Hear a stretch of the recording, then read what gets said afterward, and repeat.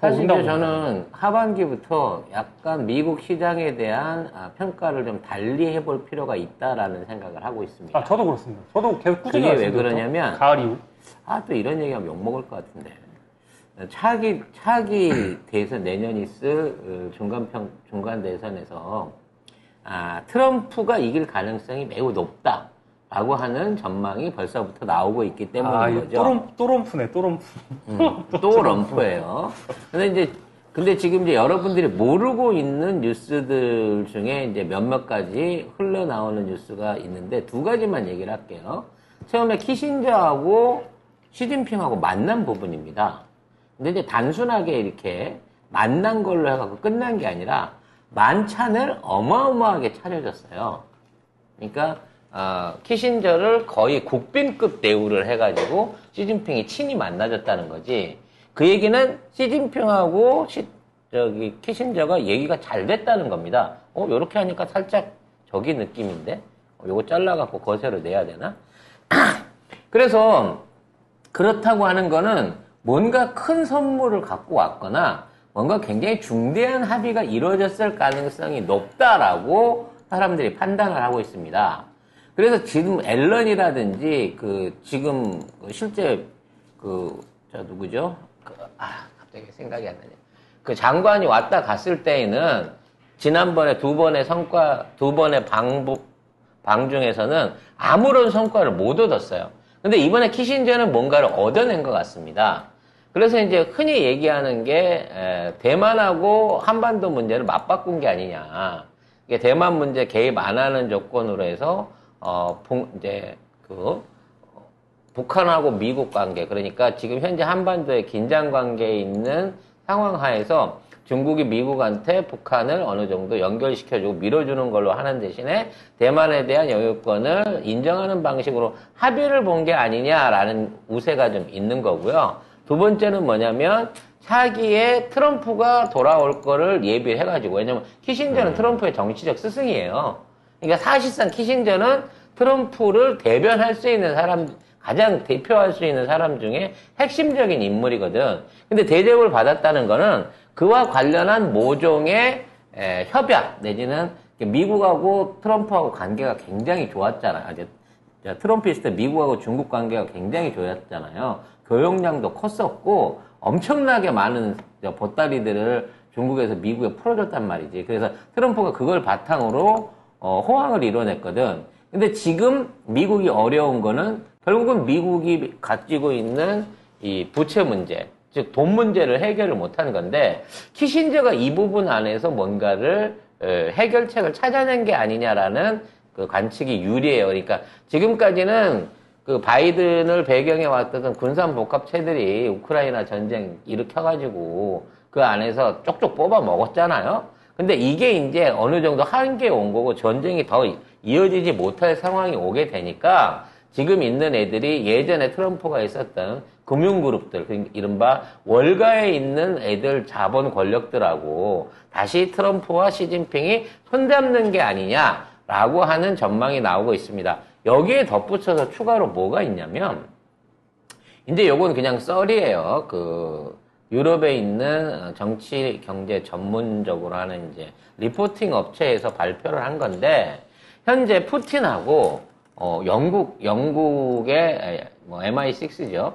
영국 정보부와 영국 정부가 비밀 회담을 통해가지고, 우크라이나 정전 문제에 대한 일종의 합의를 완료했다라고 하는 그런 썰들이 나오고 있습니다. 이건 뭔 얘기냐면 중국이 주도하는 그동안의 정전 협의를 밀어버리고 영국이, 그러니까 유럽이 주체가 돼가지고 우크라이나 사태를 해결하고 이 전쟁 후에 일종의 이제 전후 관계를 논의하는 방향으로 어느 정도 합의를 봤다는 거예요. 그래서 그 합의 내용을 미리 좀 보자면 일단 흑해 연안의 우크라이나 영토는 러시아가 그대로 유지를 하면서 그 중간 지대에다가 자유무역지대를 둬가지고 원만한 교류를 할 수 있게끔 만들고 젤렌스키를 비롯한 그 일당들은 전부 다 전범 기소를 하고 대신에 우크라이나의 서쪽 지역, 그러니까 폴란드하고 붙어있는 이쪽은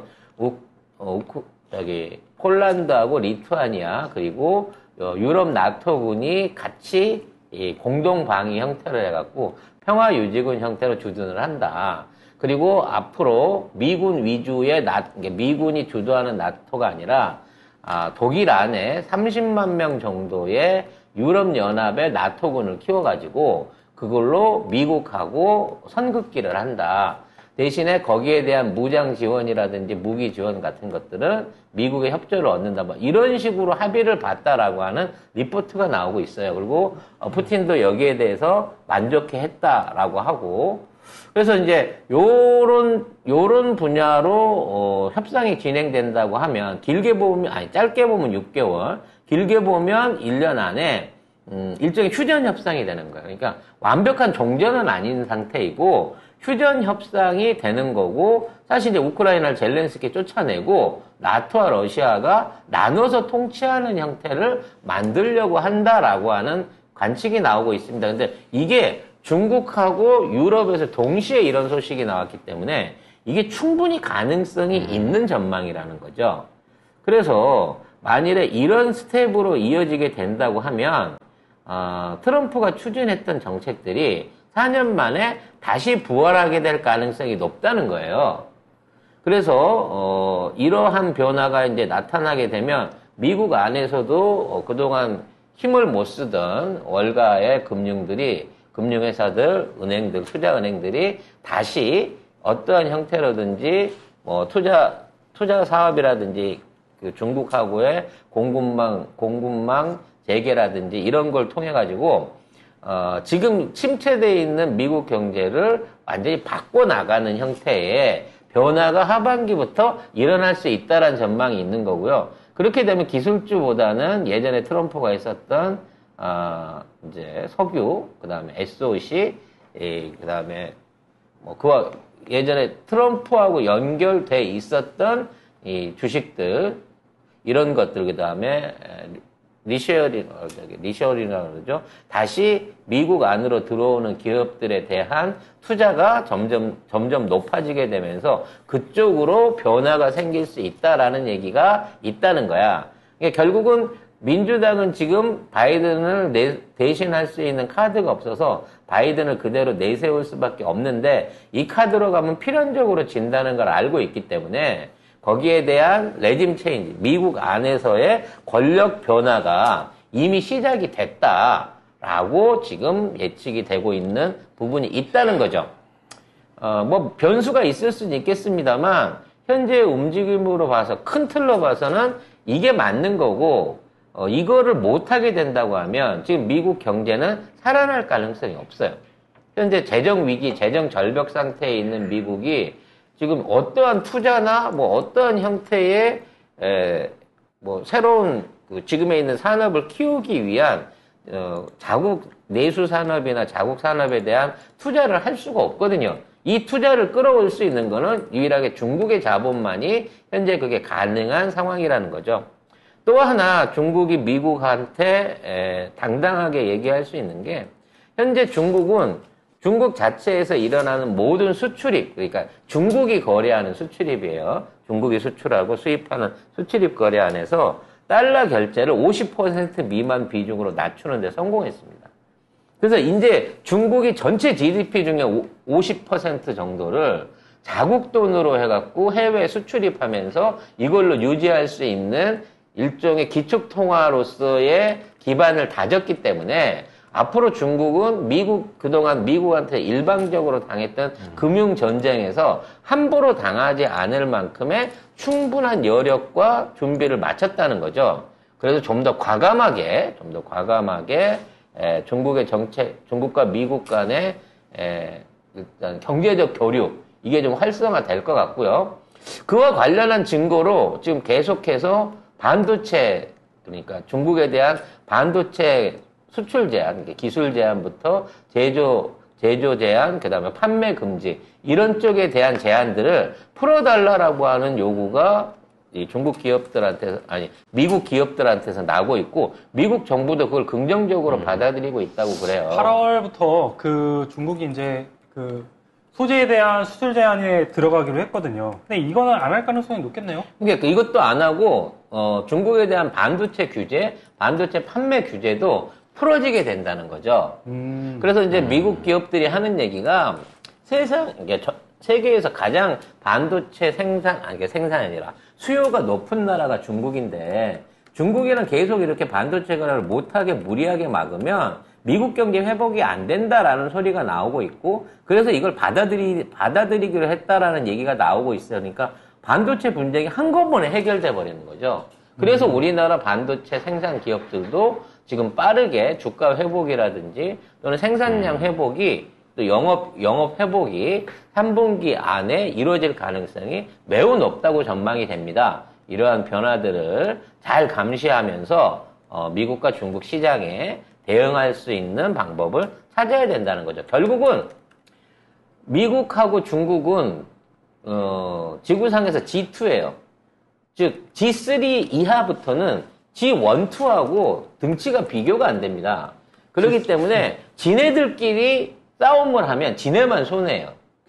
무역 거래로든 뭐 정치적인 거래로든 패권 전쟁이든 간에 지네들 둘이서 어떤 형태로 합의를 봐야 뒤따라오는 G3부터 나머지 22까지한테 안 당합니다.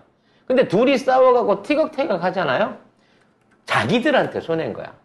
내가 밑에 있는 3는 내 편, 5는 내 편, 4는 네 편, 6는 네 편에서 편가르기로 해보자라고 했더니 밑에 있는 잔챙이들은 다 필요가 없는 거야. 미우나 고우나 너가 유일한 내 파트너구나. 너랑 장사를 해야 내가 먹고 사는구나라는 거를 깨닫지 않았나 라는 생각이 듭니다. 그동안 이제 시진핑 3기 때 외교 정책을 전부 총괄하던 친강이라고 하는 인물이 있었어요.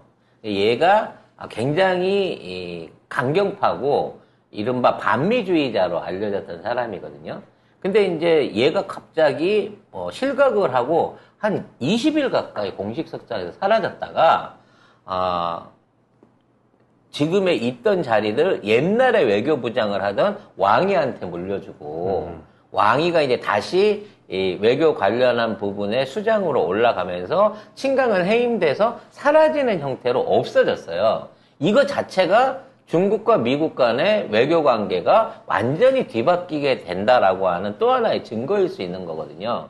결국 그동안 반미주의 또 강경 조치들을 이어오고 여러 군데서 이제 충돌을 일으켰단 말이에요. 대만 문제라든지 대유럽 문제, 우크라이나 문제라든지 이런 데서 강성 발언 내지는 행동으로 충돌을 일으켜왔던 친강을 잘라내고 왕위가 다시 그 자리에 복귀했다고 하는 거는 시진핑 2기 때의 외교 정책으로 다시 돌아가고 있다라는 쪽으로 해석이 가능한 부분이 있기 때문에 지금까지 제가 말씀을 드렸던 미국과 중국의 경제 교류가 하반기 때 급진전될 수 있다. 그리고 이걸 통해서 중국도 말하자면 내수 경제를 비해서 수출 경제를 좀 더 끌어올리려고 할 것이고요. 미국 같은 경우에도 현재 돈이 없는 게 아니거든요, 미국이.